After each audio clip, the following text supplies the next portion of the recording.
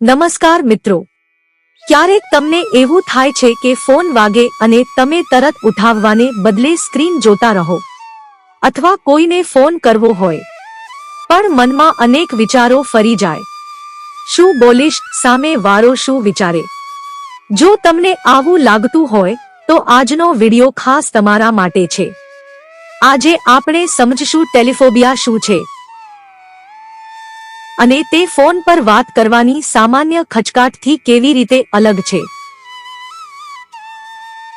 ટેલિફોબિયા શું છે? ટેલિફોબિયા એટલે ફોન પર વાત કરવાની તીવ્ર ભયની સ્થિતિ. આ માત્ર શરમ કે સંકોચ નથી, પણ એક મનોવૈજ્ઞાનિક ભય છે. ટેલિફોબિયા ધરાવતી વ્યક્તિને ફોન વાગે ત્યારે ગભરાહટ થાય છે, દિલ ઝડપથી ધબકવા લાગે છે, હાથમાં પસીનો આવે છે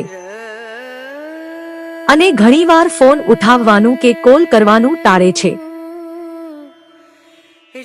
કેટલાક લોકો તો ફોન કરતા પહેલા મનમાં આખી વાત રટે છે અથવા કોલ કર્યા પછી વારંવાર વિચાર કરે છે, હું સાચું બોલ્યો કે નહીં. આ ભય એટલો વધારે હોઈ શકે છે કે નોકરી, અભ્યાસ અને વ્યક્તિગત સંબંધો પર પણ અસર પડે. સામાન્ય ખચકાટ શું છે? હવે વાત કરીએ સામાન્ય ખચકાટની. ઘણા લોકોને ફોન પર વાત કરતી વખતે થોડું અસમર્થ કે અજીબ લાગવું. આ બહુ સામાન્ય બાબત છે.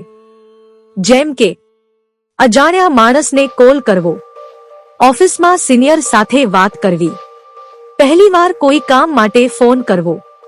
પરંતુ અહીં મહત્વનો ફરક એ છે કે ફોન કર્યા પછી આ ગભરાહટ ઓછી થઈ જાય છે અને રોજિંદા જીવનમાં કોઈ મોટી અડચણ નથી આવતી. આને આપણે ટેલિફોબિયા કહી શકતા નથી. ટેલિફોબિયા અને સામાન્ય ખચકાટ વચ્ચેનો ફરક ચાલો સરળ રીતે સમજીએ. સામાન્ય ખચકાટમાં થોડી ગભરાહટ હોય છે, છતાં ફોન કરી શકાય છે. ભય થોડા સમય માટે જ રહે છે. ટેલિફોબિયામાં ભારે ગભરાહટ અથવા પેનિક થાય છે. ફોન કરવાનું સતત ટાળવામાં આવે છે. ભય લાંબા સમય સુધી રહે છે. આત્મવિશ્વાસ ઘટે છે. જીવનના મહત્વના કામો અટકી જાય છે. સરળ શબ્દોમાં કહીએ તો દરેક ખચકાટ ટેલિફોબિયા નથી, પણ ઘણા વખત ટેલિફોબિયા સામાન્ય ખચકાટથી જ શરૂ થાય છે.